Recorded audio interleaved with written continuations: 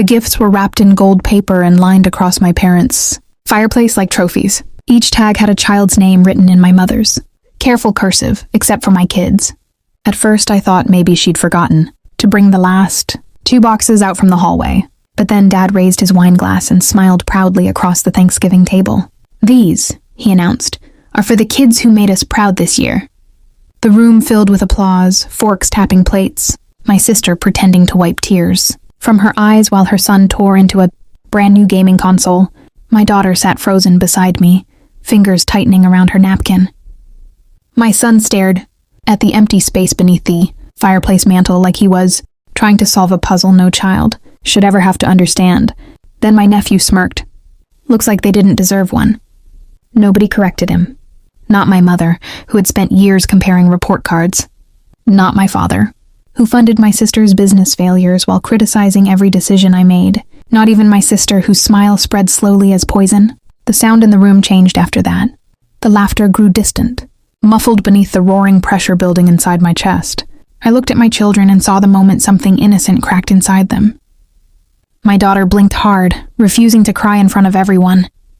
That hurt more than if she had. So I stood quietly. No screaming, no scene.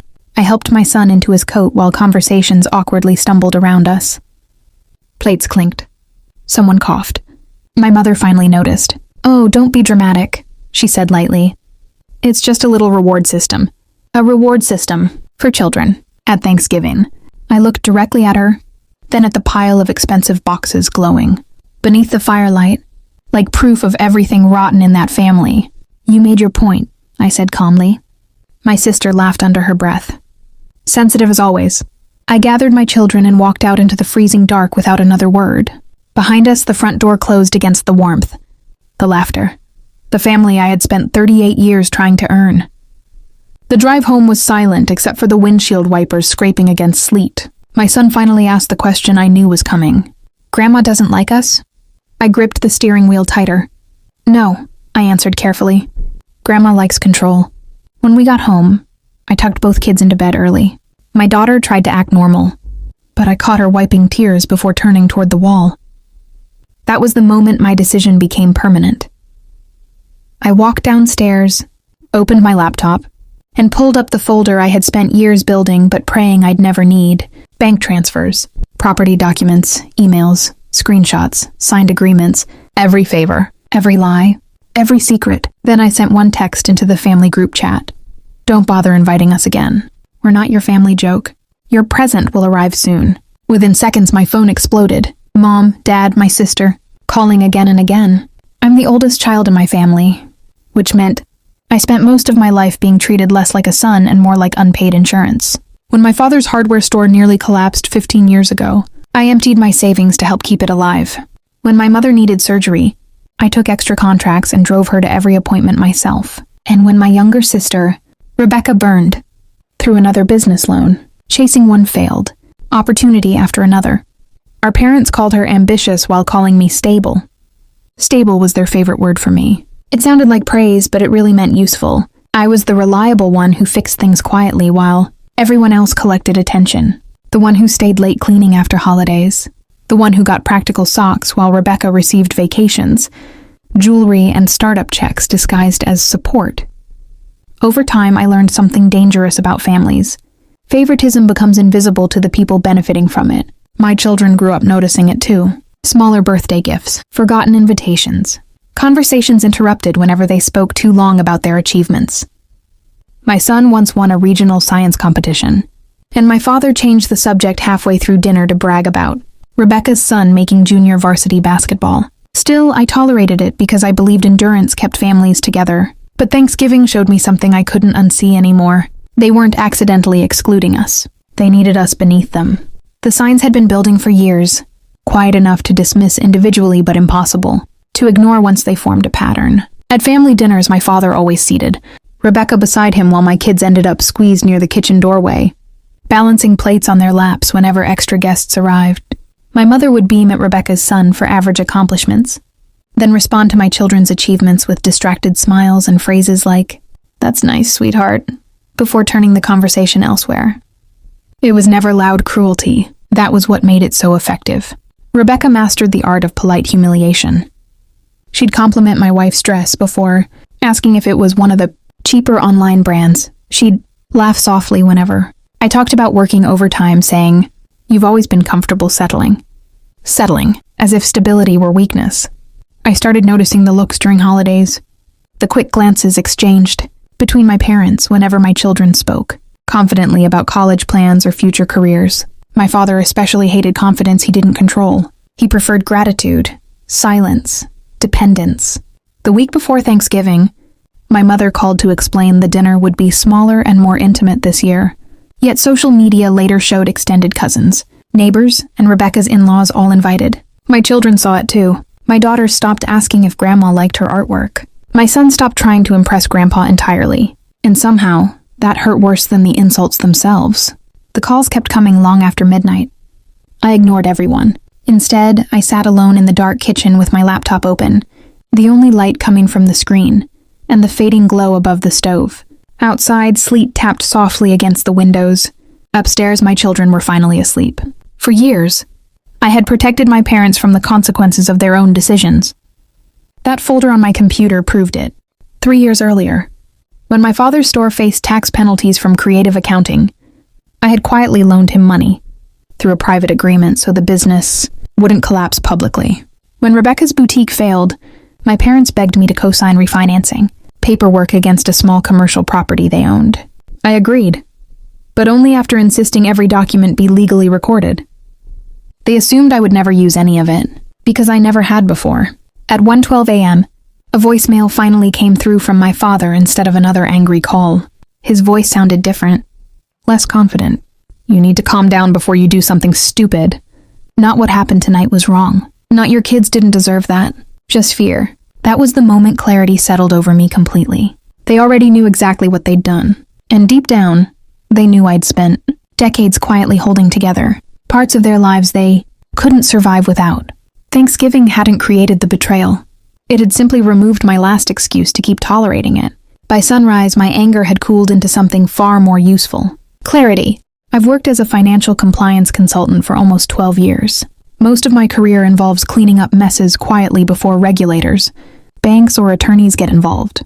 I understand contracts, liabilities, tax exposure, and more importantly, the danger of paper trails.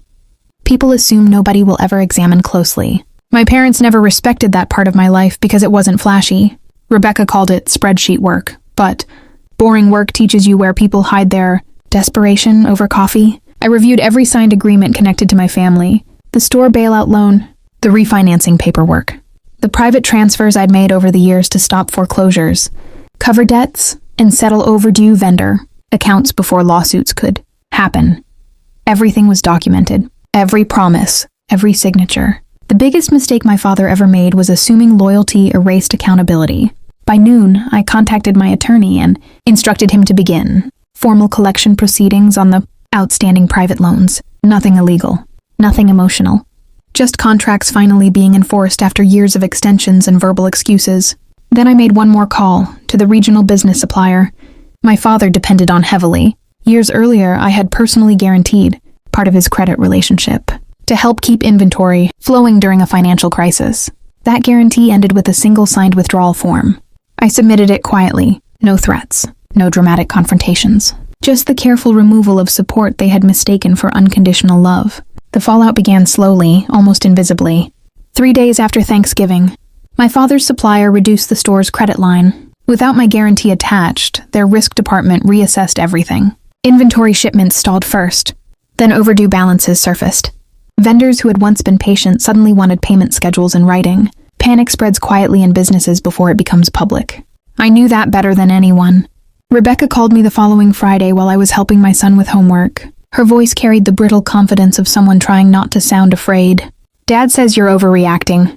I kept my eyes on the math worksheet in front of my son. "No," I said calmly. I stopped reacting. Silence. Then came the part she truly hated. "You can't do this to family." I almost laughed at the irony.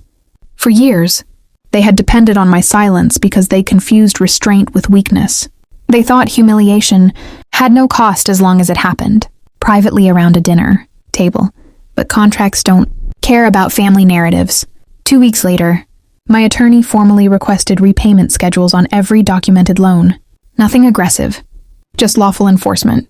My parents suddenly discovered how many corners of their lives had quietly rested on my goodwill. The final moment came at Christmas. No invitations arrived this time. Instead, my mother sent a short message just before midnight. "I didn't realize how much you were carrying for us." Neither had I. Not until I finally put it down. News traveled through the family faster than I expected. Uncle called to ask if the rumors about my father's financial problems were true. Cousins who hadn't spoken to me in years suddenly reached out with cautious sympathy, piecing together fragments of what had happened at Thanksgiving. Nobody said it directly, but the story had already settled into place. The dependable son finally walked away. My sister reacted first with anger, then denial, then bargaining. She sent long messages blaming stress, misunderstanding, childhood competition, anything except accountability. For the first time in her life, charm stopped working because there was nothing left to manipulate. My father took the collapse hardest, not financially. Personally, people like him build authority on the assumption that others will always absorb the consequences quietly. Once that illusion cracked, even small humiliations hit harder. Vendors became colder. Relatives asked uncomfortable questions. The image of being the respected patriarch started slipping beyond his control. And my mother? She stopped defending herself altogether. That was the strangest part, because beneath the favoritism and cruelty, I think she finally understood what the children had actually seen that night. Not missing gifts, but missing love. That's why moments like this matter. People remember emotional humiliation far longer than arguments, especially children, especially inside families. The danger of being underestimated isn't immediate revenge. It's the day the quiet person realizes their silence was the only thing protecting everyone else.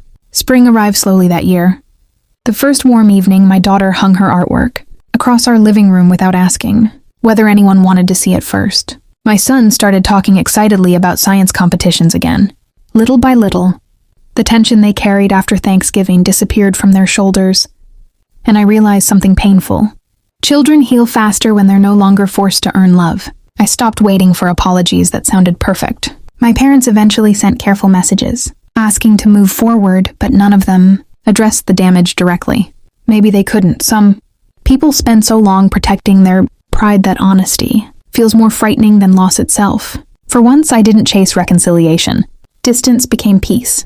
The legal matters settled quietly over time. My father sold part of the business to stabilize debts.